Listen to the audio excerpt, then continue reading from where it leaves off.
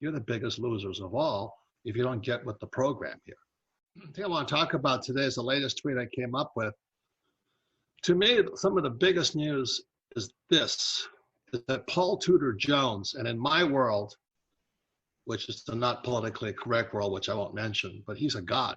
I mean, not just in the hedge funds, but in the world of what I call real men, Paul Tudor Jones is a god. You know, he's this incredible young, not a young guy, a lot younger than me, but he's a young guy. But he just took a position in Bitcoin, I think it's 1 or 2%. Now, that's huge news. You know, and his comment was, Bitcoin today is like gold was in 1971. And so for those who are very young, you know, in 1971, gold was $35. And with the next few years, gold ran up to $850.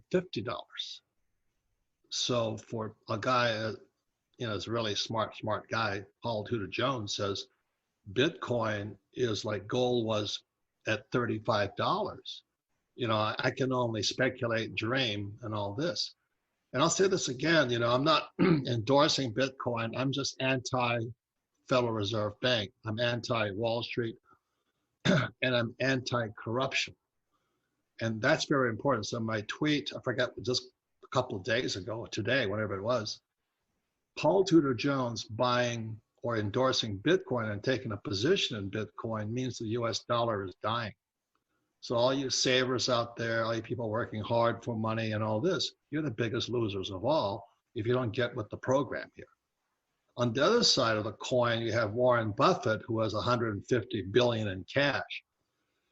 And Buffett is an old man. He's a little older than I am, but his ideas are old. So he's sitting $150 billion in cash because he refuses to get into equities because the stock market is too high. Imagine that. Stock market's in a bubble. He refuses to put his money in. Meanwhile, mom and pop got their 401ks, or they're counting on their teachers' pensions, which are going bust.